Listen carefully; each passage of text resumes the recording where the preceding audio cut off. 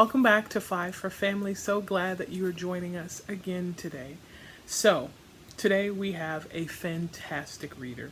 Actually, one of our recent high school graduates. So, Navi, on to our story. The man who didn't have any friends.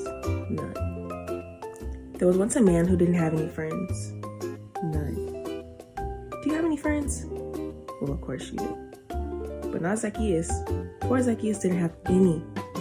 You're probably wondering why. Was it because he was short? That's not a good reason to not like someone. Was it because he had a name that was hard to say? Well, that isn't either.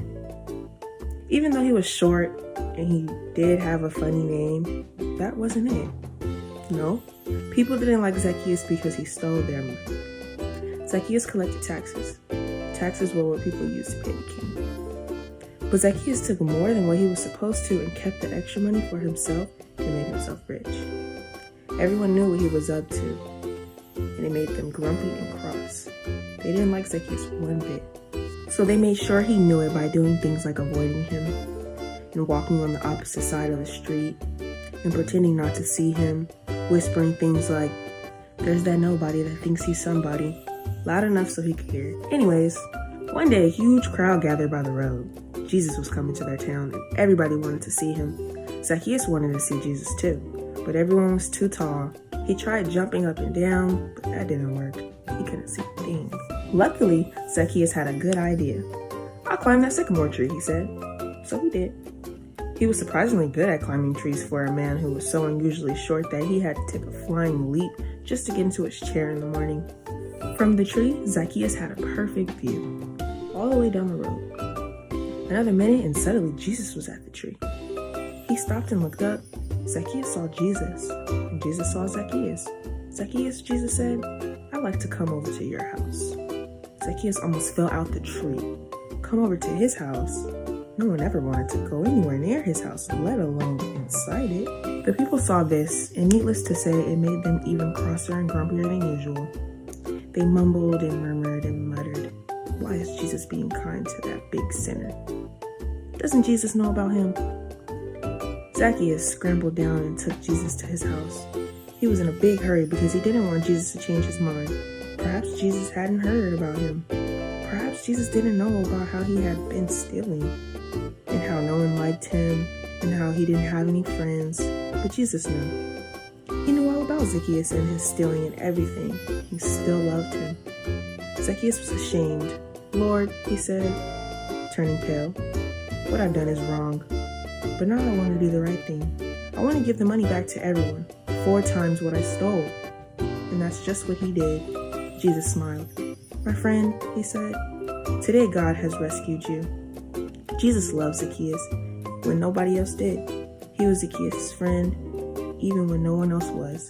Because Jesus was showing people what God's love was like, His wonderful, never stopping, never giving up, unbreaking, always and forever love. Thank you so much, Navi. So now we're on to our question and answer portion, and y'all know what to do. Press pause. So, our first question. Who is the story about? Press pause. Why didn't the people like Zacchaeus? Press pause. How were the people treating Zacchaeus? Press pause. When Jesus came to town, how did he treat Zacchaeus? Press pause. Was there anything Jesus didn't know about Zacchaeus? Press pause. What is Jesus teaching us about God's love from this story? Press pause. So now I want you to think about your own life. Is there anything that Jesus doesn't know about you? Press pause.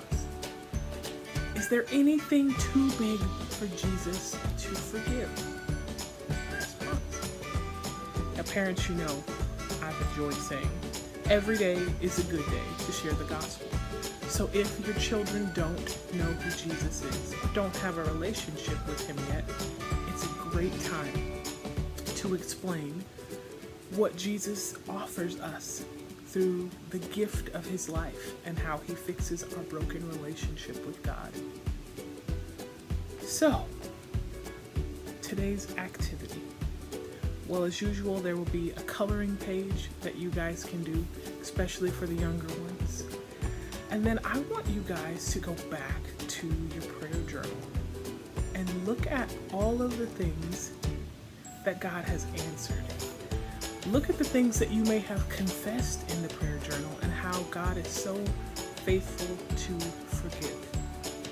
And then I want you to write down one person that you need to forgive, that you need to show the love of Jesus to. And I want you all to pray over that.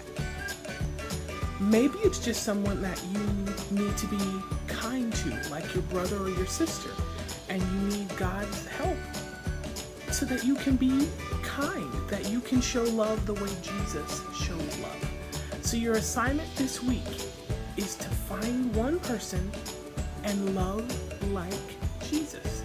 The same way that Jesus was kind to Zacchaeus and was a friend when no one else was a friend. Your task for this week is to be a friend. It's to be loving. It's to be kind. Even when that person might not be the nicest person, because it's a way for us to show the love of God, just like Jesus showed the love of God.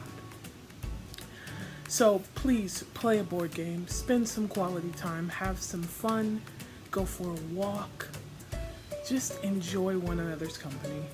I love you guys. I miss you guys. I pray that you have an excellent week. And we see you next time for Fight for Family.